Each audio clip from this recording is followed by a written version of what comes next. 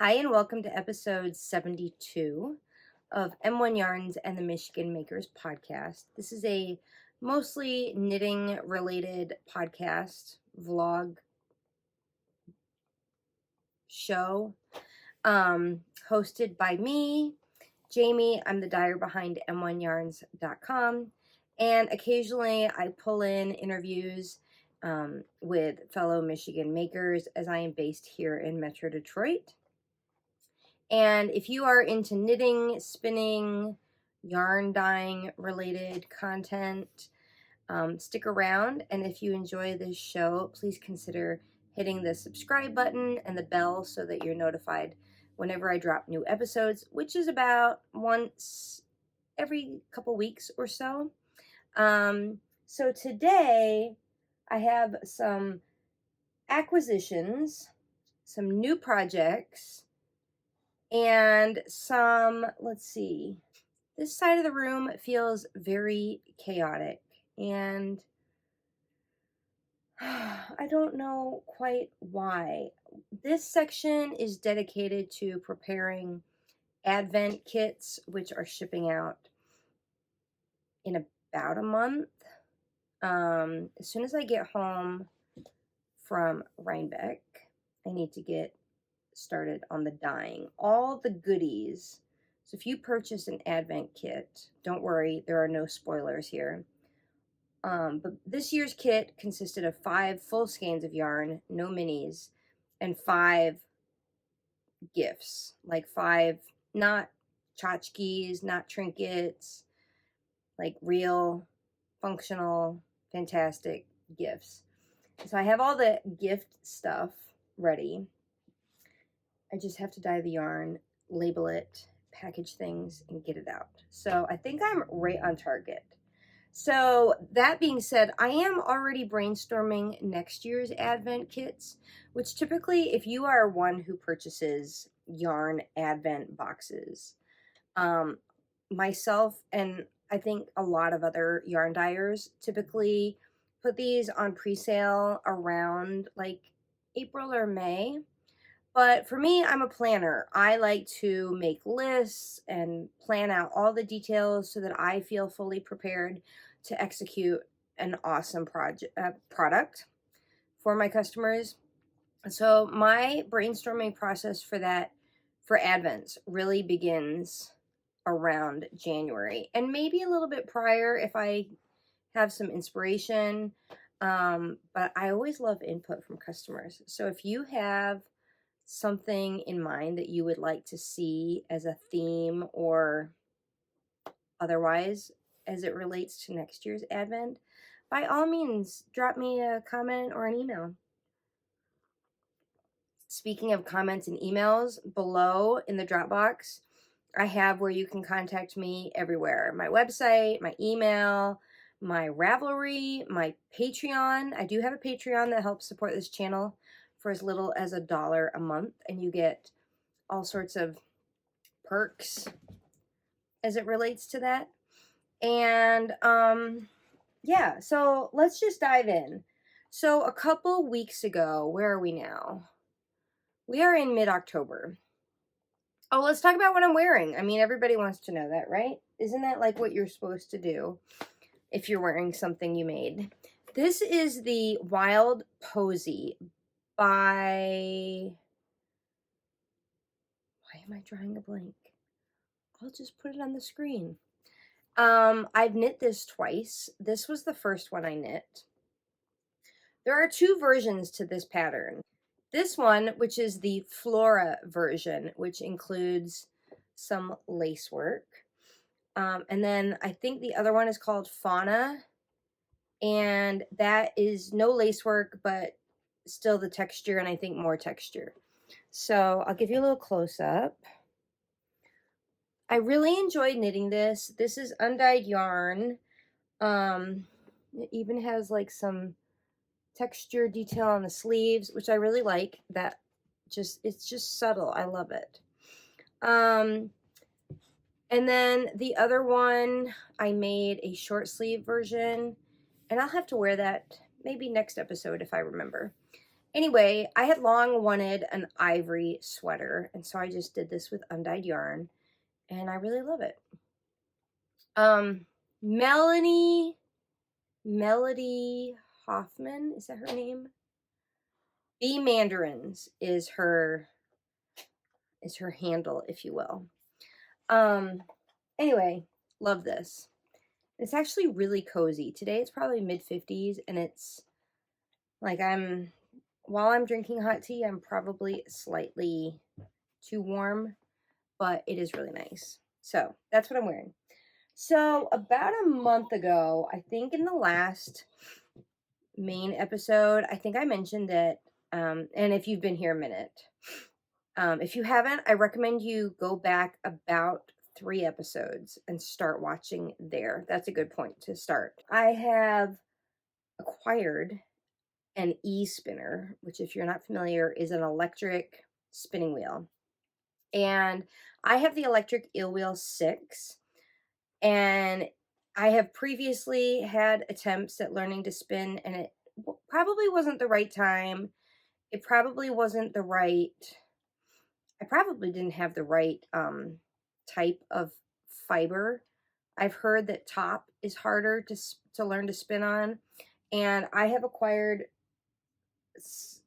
like a fair bit of stash of fiber over the last couple months, and I have definitely found that some is easier to spin than others.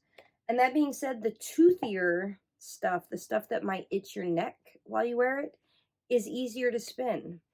But anyway, I had got to the point where I had a full bobbin, and I would soon need to ply that bobbin to make it plied. Which, if you don't understand yarn ply, I mean, there's like a whole, if you just knit or crochet, what's really incredible, I think it's kind of like owning a car. Like, you can take your car and get the oil changed and put gas in it and take it to the car wash. But there's so much about the car that you don't really understand. And then if you maybe learn how to fix a couple things under the hood, then you're starting to gain knowledge. And if you work on the line, you probably know even more. And if you're a full-fledged auto mechanic, you probably know a lot. It's kind of like the fiber world. I think spinning, I'll say it like this. Spinning helps you to understand the construction of the yarn that you are knitting with better. And this journey has, and let me just grab some fiber to show you while I'm talking about this. This journey has opened my eyes about the different types of fiber that is out there, not just, you know, I think as a yarn dyer, we kind of get into these like merino, mohair, alpaca, like ruts. And there is so much more out there. And that's what I really love about fiber festivals, because not only do you get indie yarn dyers like myself who have, you know, kind of vibrant collections like this, but you get the people that are raising the sheep and the small, you know, the folks that are selling stuff like this. And you learn about different sheep breeds and different animals. I mean, I'm a big fan of yak and a big fan of llama, and those two are not that common. And I think that what's lacking in our, especially in the American fiber world, is a lot of diversity. There's so much merino, there's not enough emphasis on other breeds. And I think in spinning, it does open up quite a bit. Spinners tend to know a lot more about a lot more breeds. And so I actually got this little book. I'll insert the name of it on the screen right now because I can't remember exactly what it's called. But if you're interested in learning about different sheep breeds, this is a quick and concise go-to. It was recommended to me by a fellow spinner. And I thought, maybe not this episode because I actually don't have it in here, but maybe a future episode. I was thinking, how about we have like a quick, like every episode, we pick a breed and we talk about it real quick, just a mini lesson, and we go from there. And if it happens to relate to something I'm spinning, all the better. So I was, all that to say, I'm all over the place today. I hope you're here for the craziness. Um, I had a bobbin that was ready to be plied, and I needed a Lazy Kate to ply it. Well, I had in mind that I would buy one at Rhinebeck, which is next week.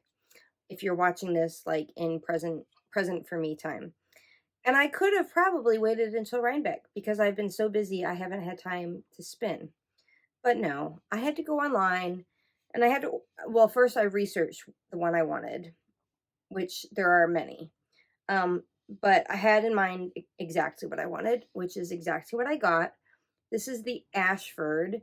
There is a name for this, but it's something I forget, and it's basically along the lines of like vertical, triple, Lazy Kate. So what's great about this is that these bars fit through essentially any bobbin style. There are multiple holes so you can adjust depending on the size of your bobbin. And so my goal is to start plying. Now that I've kind of caught up on some of my projects that I have been working on, which we'll get to in a minute, I think I'm ready to spend a little bit more time every week on spinning so that it becomes like a regular thing. If you are a new knitter or a new spinner or new anything, I mean, we all know that practice makes perfect, and I need to give attention to this craft because I'm still learning. I mean, I'm really at the early stages. But now I have this, and I have my, what is it called? Nitty Knotty, which I think I talked about a couple episodes ago. So now I really have the tools that I need to not only spin the yarn, but ply the yarn and then skein the yarn, which is awesome. So I'm really excited to finally have this, and I like it because it doesn't really take up much space. So we'll just leave that there for now. And let me get to this. So I was vending a few weeks ago at the Northern Michigan Fiber Festival, which is in Alpena. And it's a great show. Highly recommend.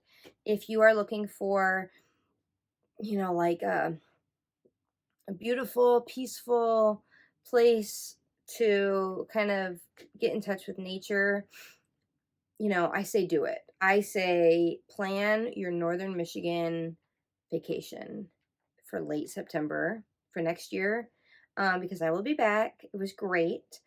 I bought this. I bought two of these from Lazy Dog Fiber Arts, which is a husband and wife. They were so incredibly down to earth. Caitlin, one of the co-owners, she is an artist and she carries beautiful drawings of fiber animals, sheep, goats. I think she had a couple others. And they are from Lakeview, Michigan. You can find their website at lazydogfiberarts.com. I will link it below. She had these in her booth, and this is 90% Jacob's wool, 10% silk. This is 4 ounces. And so I bought 2 of these, and I'm totally looking forward to spinning this. I heard that Jacob wool is really good for beginner spinners, and so I'm excited to dive in on this. So that was really fun that I could acquire some fiber while vending. A little pre-show opening shopping amongst fellow vendors. So that was really cool. Okay, so if you've been around here, you know that I had several projects that were in timeout that were really slogging and not bringing me much joy.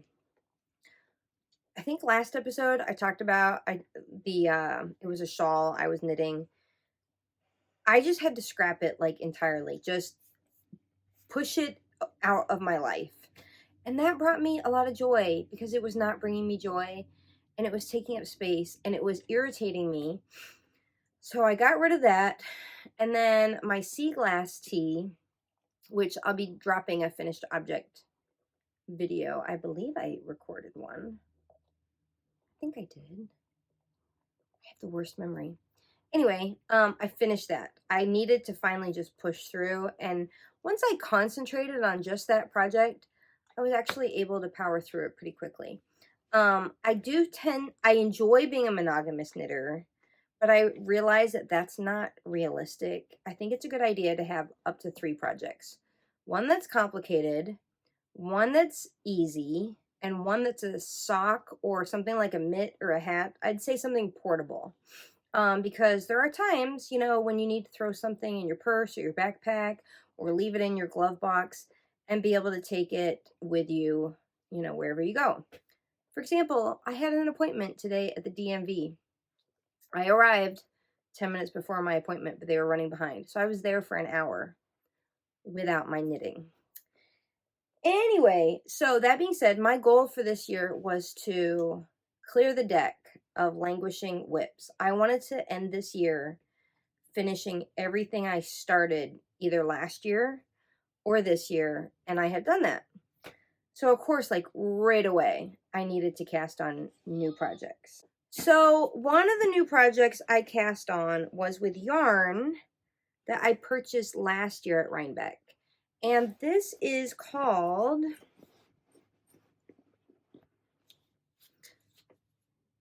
this beautiful yarn. You even see a little bit of hay in there. This is called Sir K, which is by Avalon Springs Farm. And it is small batch, local, farm raised and milled.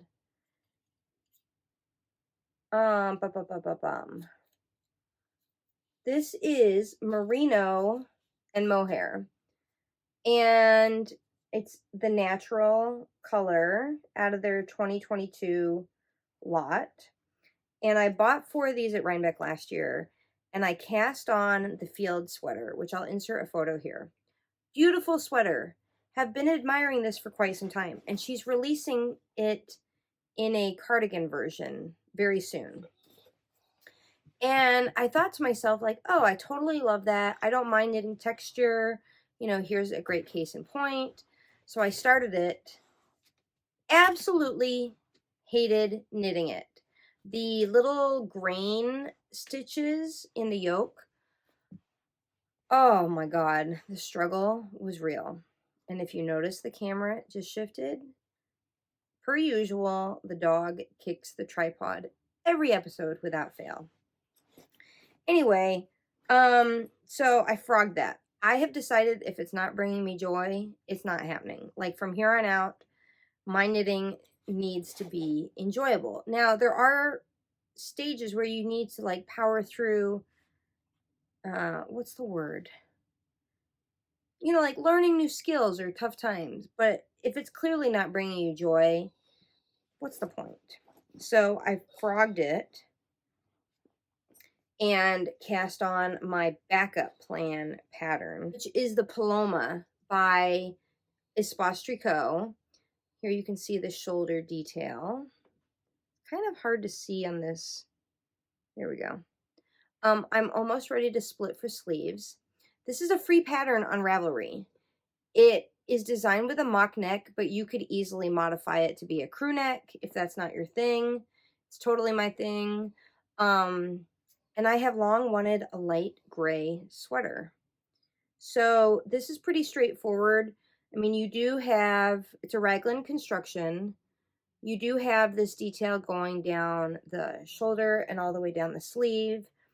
It's going pretty fast. Granted, it's bringing me so much joy that I am spending a lot of time on it. So, yeah, it looks a little crazy all bunched up like this. But I've seen so many people make this sweater, and I think it's just a classic, beautiful, streamlined design. And so, yeah, I'm excited to be knitting. Oh my gosh, my stitch marker fell off.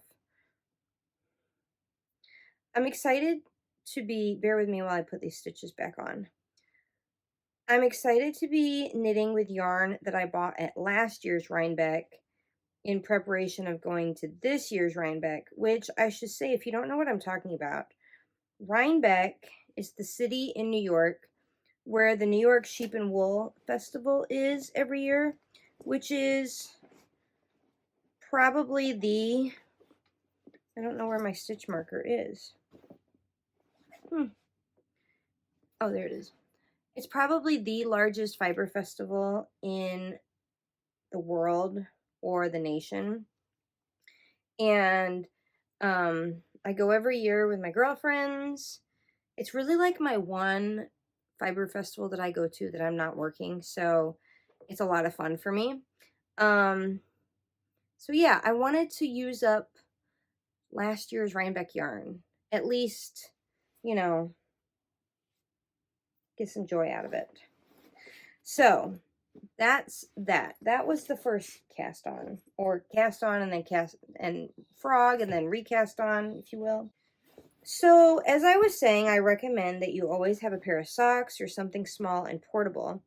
And I have been seeing a lot of socks with like sock yarn or merino or whatever held with mohair. So you get that fuzziness.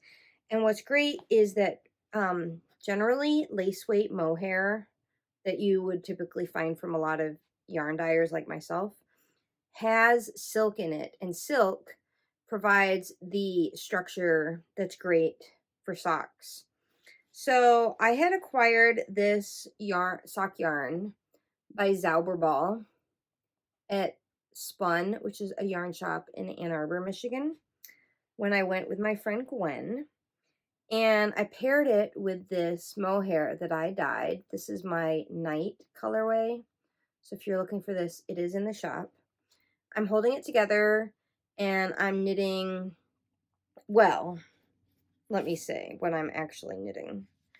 I had cast on the Homebody Socks, but I'm a loose knitter and I really needed to like change the number of stitches I cast on. And then I realized along the way that I wanted to modify what the pattern was saying. So essentially I'm doing my own thing now. I would more or less call these vanilla socks. Basically, I cast on fewer stitches than I would for fingering weight socks. And I'm just doing a, what am I doing? 2x2 ribbing. I'm going to do that all the way down. I'm going to do a, what's it called? Heel flap and gusset. My bag's falling off my lap. There's not much to see here because I frogged what I initially had. And I haven't really worked on this much because I've been working on that Paloma. So anyway, as you can kind of see, maybe if I block my face, it'll focus. The fuzziness on the sock is really nice. That's probably the best view. Anyway, so I might take this with me to Rhinebeck just because it's so portable. But then at the same time, I really want to finish my Paloma. How many projects do you take with you on a trip? It's always a debate. So I think my goal going forward is to always have a sock. I really do love wearing hand knit socks. I don't necessarily always want to be knitting one, so I think if I just have one with no rush on the deadline, then that's, you know, a low pressure project. The last project that I cast on, this is a, so this whole bag is full of yarn left over. You can't even see it. What's the point in me showing you this? Anyway, this is all the yarn balls left over from knitting my Laura jacket, which I will link to the finished object video on that. But I had quite a bit of leftover yarn. And I like to put my leftovers to use. So I was looking for something kind of scrappy. I wanted either a vest, a skirt, or a cowl that was bulky. So I went looking on Ravelry and I found this skirt called the Simple Ass Warmer. And the name just drew me right in. I love knitted skirts. I have knit 1, 2, 3 before. Love it. So this one, I'm making kind of a scrappy version. The sample, which I'll insert a photo here, basically has 2 colors, and I've kind of figured out how I wanted to change it up a bit. But I did the waistband, and I did mine essentially twice as long as what she called for, with a purl around. I don't know if you're gonna be able to see this. Here you go. A purl around in between, and then folded it over and, like, you know, knit 2 together all the way around. So it was basically a doubled over, like a sandwich of a waistband. And I'm going to insert elastic in there just to kind of help keep my skirt up. My hips and my waist are nearly the same width. I'm like very straight and boxy in shape, at least below the bust. And so that kind of works best for me. Anyway, I'm not very far. Actually, this would be a good project to take to Rhinebeck. It's all stockinette. And it's bulky. I'm using US 10 needles, but I'm a loose knitter, so I think I went down a size or 2 from the pattern.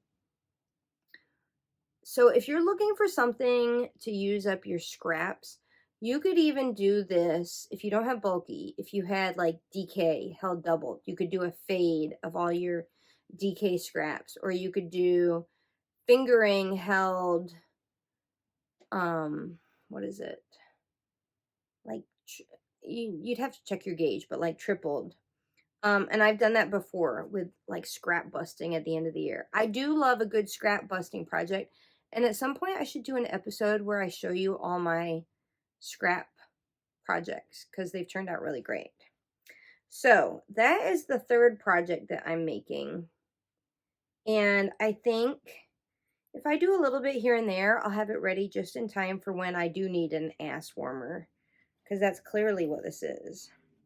A bulky knit skirt. And here in Michigan, it's important to keep your ass warm. So I was hoping to keep this episode kind of short and sweet, as I'm a little bit tight in time, so I'll have time to edit it. But next week I am traveling to Rhinebeck, like I said, for the New York Sheep and Wool Festival. So if you are watching this next week and can't make it, please enjoy a little discount code for shopping on my website, m1yarns.com. And the code is sheep and wool. I'll put it on the screen right now. And that's good for everything in the shop for 15% off through Monday the 24th. Anyway, thanks so much for watching. Please comment below with what you are working on, if you'll be at Rhinebeck, and if you are in need of a scrap busting project. Speaking of, our make along is nearly done. I think the day that this episode airs, which I'm hoping to get this up on Saturday the 14th of October, and that make along ends on the 15th. So get your pictures posted of your projects for autumn accessories: hats, mitts, cowls, scarves, shawls, or socks, for a chance to win a prize. And then we need to start a new make along, and I have some ideas, but I'll announce it in the next episode. So thanks for joining me, and don't forget to hit that subscribe button, and I'll see you next time. Bye.